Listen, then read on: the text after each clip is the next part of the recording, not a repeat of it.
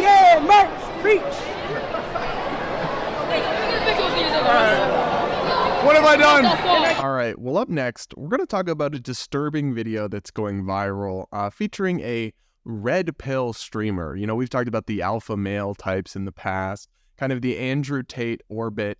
There's this guy named Sneako who's kind of like a Walmart Andrew Tate. I mean, he is kind of hopped on the bandwagon of the alpha male red pill. I'm offensive, politically incorrect. I say things like women this, women that, LGBT bad.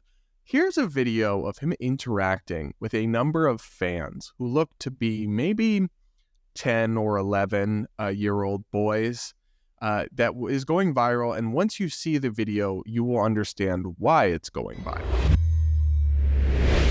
Did you take? What? No, wait. We love women. We love women. But not like transgenders.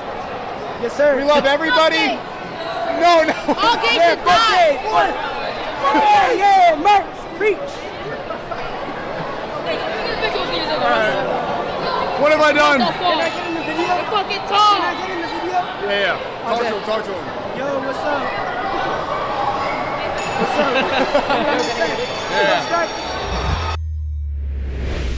So, Hannah, my first thought when I saw this was I consider myself an influencer. Sneako's got a lot more followers than me or you.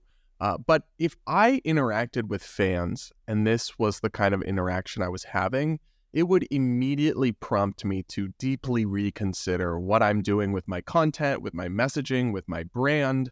And I guess if it doesn't, and he's like laughing in this video, that suggests to me that something has gone horribly wrong in your career and with your work and your identity and your message.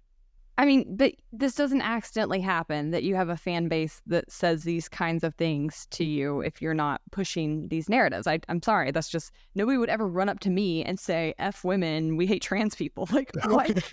Because I'm not putting that out in the world. So it's not like maybe I took a wrong turn. Like, no, he knows what he's doing. I haven't ever come across him because my algorithm is curated and doesn't show me trash. But I did watch a few clips to prepare for this episode. And this is exactly the stuff he's pushing, the kind of thing he's saying. And it is interesting. And we can insert a couple of those clips here so people get a sense of what the kind of message he's doing that's going viral. Right. We'll do that. There's a whole month we're celebrating men putting their penises in men's buttholes. Okay, like, you know how weird it is? Wow. That's what Pride Month is. Bro, but I'm proud to put a penis in a man's butt. Why are we celebrating this for a month? Bro. Why? Celebrate family for a month, the creation of children, the reason God made us, the highest form of human achievement. Instead, there's a month celebration for poopy dick. Okay. Yeah. Gay people does not produce anything good. That's just the truth. Like, yes, they What about a gay family that adopted a bunch of kids who needed a home? That not good?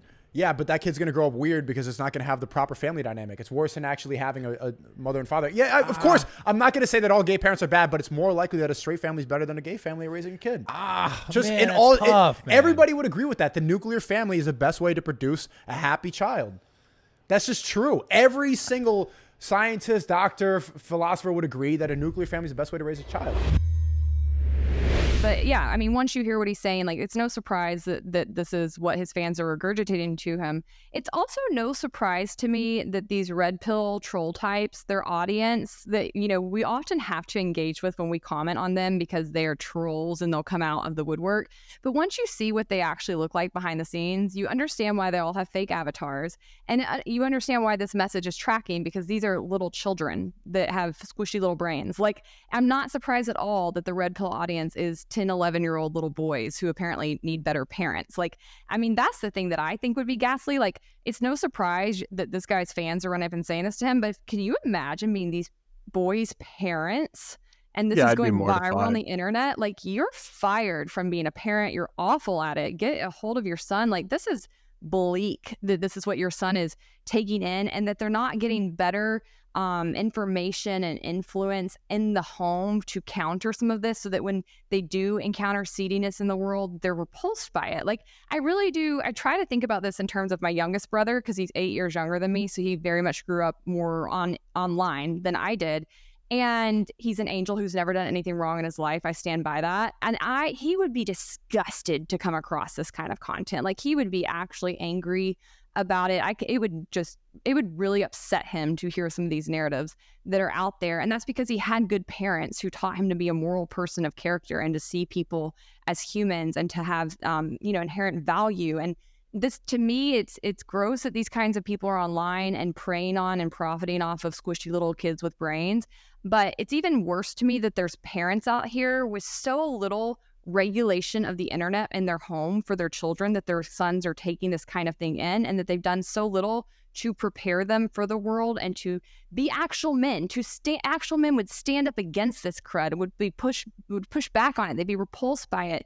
You're failing your kids if they come out and they don't know how to encounter this as men and stand up against it. Yeah, and look, we certainly don't want to cancel these kids, right? Like you said, they're mushy brains. They're mushy brains. They don't know what they're saying. They think it's like funny, edgy, like South Park to say this stuff. What bothers me is how one bothers me is what you're saying, like how the parents have failed to prepare them to better than this with values. I'm like, where are the fathers?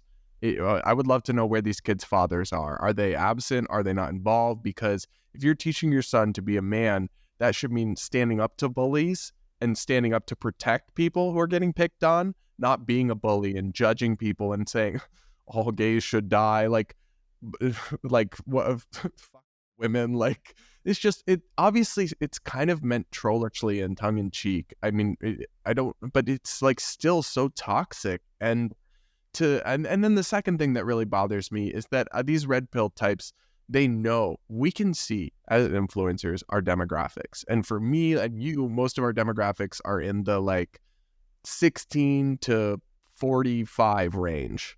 I don't have a lot of people viewing my videos that are like 11 or 12 or whatever, because I don't do content that appeals to that market. But Sneako, for example, like is a streamer, and I think he's on some of those platforms doing like video games and that stuff, and that's when you attract that young audience. And he will know that. He has access to his analytics. So he should be exponentially more responsible with the way he speaks when he knows he has young people listening to him. And yet, if anything, he's the opposite. He's incredibly irresponsible, spouts total nonsense. Like the clips we're going to insert, he talks about how people with gay parents will turn out worse. Many studies, they turn out just as fine, and in some cases do better, because the types of gay people that become parents is only a small subset of the gay community, and they're usually extremely affluent, so those kids have all the opportunities in the world. And he says things like, he talks about being gay and exclusively just sexually denigrates it. And he says, talk about the family or love instead of talking about gay people who just like this specific type of sex or something, which that has nothing to do with being gay. Being gay is about romantic orientation and who you love and what your family looks like. And sex is just a small part of that. But so he clearly doesn't even understand the communities and people he's talking about and denigrating in such harsh ways to impressionable audiences. And I think that is truly contemptible. Yeah, I mean, I have absolutely no pushback on that. I think it's a disgrace. I can't imagine looking back on your life and how you could justify that as your job. That's what you left the world. That's what you contributed. You made everything worse.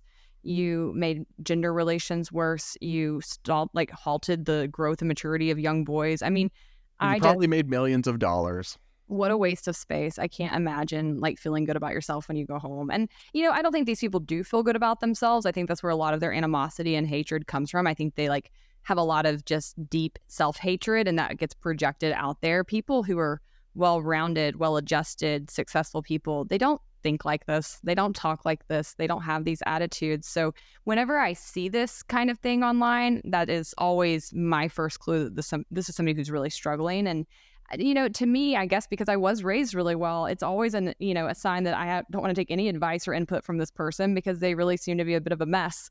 But unfortunately, some of that bravado gets picked up by other weak people, and they see it as somebody who's projecting strength or has some kind of figured it out in some way or something. I don't know how it attracts them, but it really should just be the first sign against listening to anybody. Anybody who's consumed with hate is not going to be able to see straight.